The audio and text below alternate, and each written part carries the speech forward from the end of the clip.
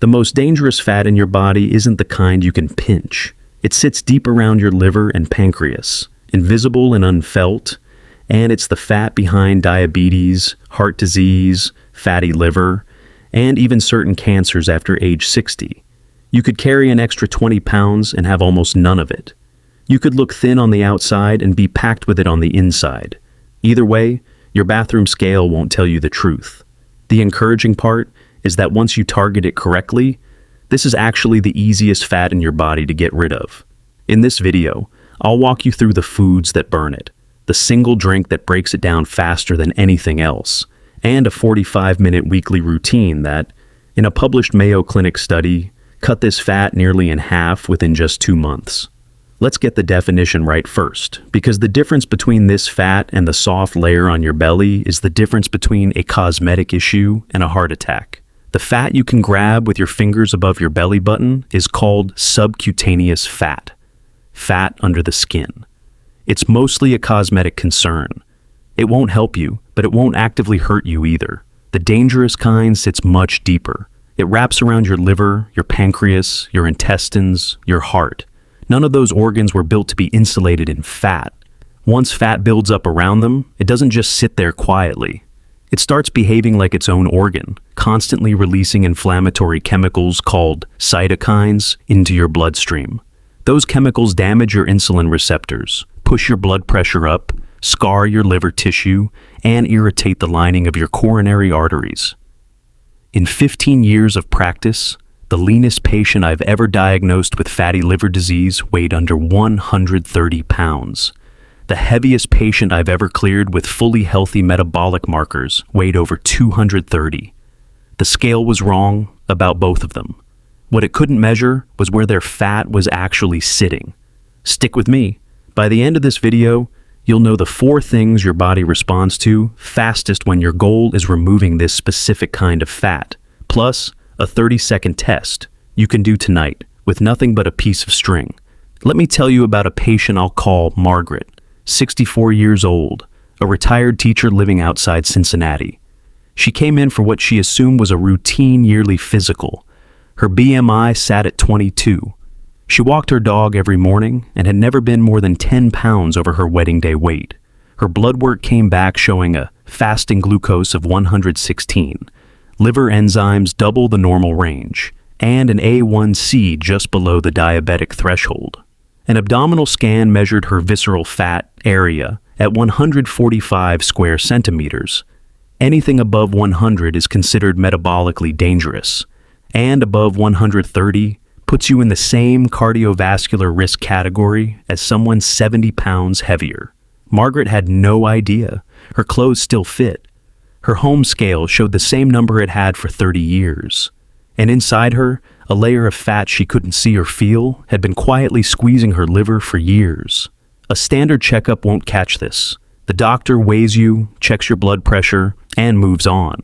12 minutes doesn't leave room for a tape measure around your waist, let alone imaging that would actually reveal what's happening inside your abdomen. Margaret isn't unusual. Cleveland Clinic estimates roughly 1 in 4 normal weight adults over 60 are what's called metabolically obese, normal weight, meaning the body is behaving as though it were obese on the inside, even though the scale, the mirror, and the doctor's chart all say otherwise.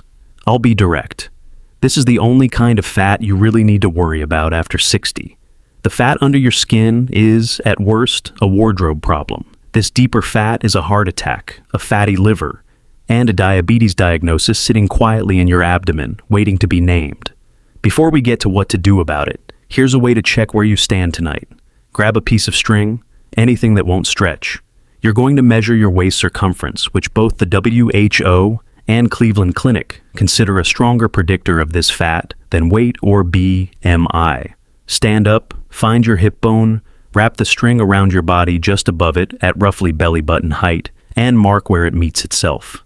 That's your waist measurement. Then measure your height the same way. Divide your waist by your height. If the result is more than half, you're carrying excess visceral fat. Below half, you're in the clear, regardless of what the scale says. This is sometimes called the 0.5 rule, or waist-to-height ratio, and multiple peer-reviewed studies in the Journal of the American Heart Association have shown it predicts heart attack, stroke, and type 2 diabetes better than BMI, or weight alone. For a woman who's 5'4", 64 inches, half of that is 32. A 33-inch waist puts her over the line no matter what she weighs. For a man who's 5'10", 70 inches, half is 35. A 36-inch waist means this fat is already crowding his organs. Do this test tonight, write the number down, and use it as your baseline for the next 8 weeks. Now, food. What you eat either feeds this fat or starves it. And one category of food does the starving job better than anything else in the produce aisle: carotenoids. These are the natural pigments behind the orange of carrots, the red of tomatoes, and the deep color of leafy greens. A randomized double-blind trial out of Japan, published in the British Journal of Nutrition in 2018, split adults with elevated visceral fat into 4 groups, each eating a different carotenoid-rich vegetable mix daily for 8 weeks. Every single group lost visceral fat, with the strongest results in the group eating high lycopene foods like tomatoes, watermelon, and pink grapefruit. The mechanism works 2 ways. First, carotenoids are powerful antioxidants that neutralize free radicals, unstable molecules produced by overloaded fat tissue that cause inflammation and damage the genes controlling fat storage. Second, and this genuinely surprised me when I first read it, carotenoids appear to switch on the genes inside fat cells that increase fat burning and switch off the genes that tell your body to store more. Cleveland Clinic has documented this pathway under a field called nutrigenomics, how specific food compounds communicate with your DNA. The practical takeaway: look for color on your plate. Beige and white are warning signs. Carrots, bell peppers, tomatoes, sweet potatoes, spinach, kale, 6 servings of colorful produce a day, sustained for 8 weeks, is the dose that produced measurable results in that trial. Next, the drink, and I'm separating this from food for a reason. Most beverages are metabolically neutral. Water is essential, black coffee is fine, and most herbal teas do nothing either way. Green tea is different. Consistent intake has been shown to reduce this deep abdominal fat on its own. The compound responsible is called catechin, a class of antioxidant plant compounds that survive in green tea because of how lightly it's processed compared to fermented black tea. A 2009 Japanese trial published in the Journal of Nutrition gave one group green tea with about 600 milligrams of catechins daily, and a control group tea with only about 90 milligrams. After 12 weeks, the high catechin group showed a clearly measurable reduction in visceral fat on CT imaging compared to the control group. The mechanism involves 3 things working together. Catechins boost fat oxidation, the process of converting stored fat into energy. They block a fat-digesting enzyme in the gut called lipase, reducing fat absorption. And the caffeine naturally present in green tea amplifies the fat-burning signal. To reach the dose used in that trial, you'd need 3 to 4 cups of quality green tea daily. Matcha or sencha have the highest catechin content. Steep just under boiling for 2 to 3 minutes, since fully boiling water destroys some of the catechins. One caution: if you're on blood thinners or blood pressure medication, check with your doctor first, since green tea can interact with both. Now, the lever that moves fastest of all: exercise. A 2021 meta-analysis in the International Journal of Behavioral Nutrition and Physical Activity reviewed 117 randomized controlled trials comparing diet and exercise.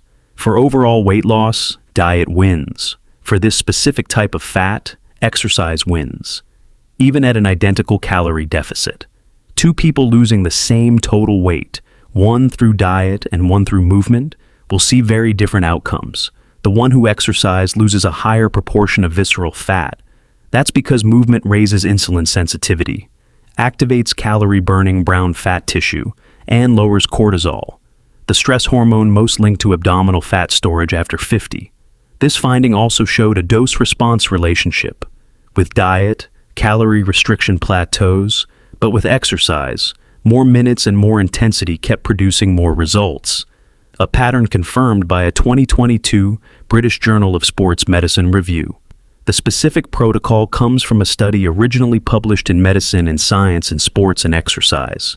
Since referenced by both Mayo Clinic and Cleveland Clinics, middle-aged adults with abdominal obesity did 2 45-minute cycling sessions per week at 75% of their peak oxygen capacity.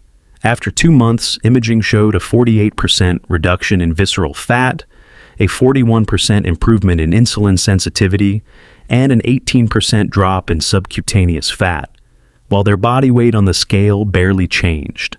That 75% intensity translates roughly to the talk test. You're breathing hard enough that you can still speak in short sentences, but singing along to the radio is out of reach. The exercise type didn't matter in these studies. Running, cycling, swimming, brisk incline walking, and dancing all performed similarly. What mattered was hitting that intensity for 45 minutes, twice a week. Margaret walked, twice a week, 45 minutes, uphill at her local park, wearing an inexpensive heart rate strap to stay in her target zone. She added 2 carotenoid-rich meals and daily green tea to her existing diet. 6 months later, her fasting glucose was down to 92. Her liver enzymes were normal. Her A1C had dropped below the pre-diabetic threshold, and her visceral fat area had fallen from 145 to 88 square centimeters, well below the dangerous range. Her bathroom scale showed she'd lost only about 4 pounds. 4 pounds, and she'd reversed pre-diabetes, healed her liver, and brought her cardiovascular risk back to baseline. Once again, the scale was the least useful indicator of what was actually happening inside her body. 3 more habits multiply or divide everything above, even though they're neither diet nor exercise. First, sleep. NICE-funded research spanning 15 years consistently shows adults sleeping under 6 hours a night carry more visceral fat than those getting 7 to 9.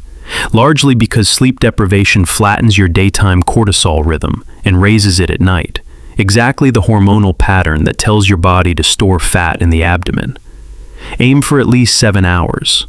Fixing this is roughly as effective as adding another cardio session a week.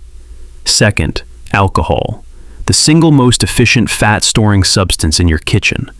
Your liver processes alcohol before anything else, meaning whatever else you ate that night gets routed straight into storage. And in adults over 50, that storage lands in the abdomen. 2 drinks a night over a year can outweigh the effect of an extra 600 calories a day. Cleveland Clinic's fatty liver guidance is explicit on this point. If this fat is your target, alcohol is the first thing to cut. Third, stress. Chronic stress keeps cortisol elevated, and cortisol signals your body to store visceral fat as an emergency reserve. A 2018 Yale study published in the journal Obesity tracked cortisol levels alongside abdominal CT scans over a year and found that people with the highest chronic cortisol carried the most visceral fat, independent of diet or exercise. Whatever lowers your daily stress, prayer, a walk without your phone, a regular call with someone you love, a slower morning, counts as part of this protocol. Here's the 5-part plan for this week. 1. Do the string test. Divide your waist by your height and write down your baseline. 2. Add color to every plate. 6 servings of colorful produce a day for at least 8 weeks. 3. 3 cups of green tea daily, steeped just under boiling for 2 to 3 minutes. 4. 45 minutes of moderate to vigorous cardio, twice a week at talk test intensity. 5. 7 hours of sleep, minimal alcohol, and 1 daily ritual that genuinely lowers your stress. These 3 will double the effect of everything else. Do this for 8 weeks, then measure your waist again. If you haven't lost an inch, something in this list needs adjusting, and that's worth digging into further. The bigger picture here is simple. The most dangerous fat in your body is the fat you can't see, and the most reliable way to find it starts with a measuring tape.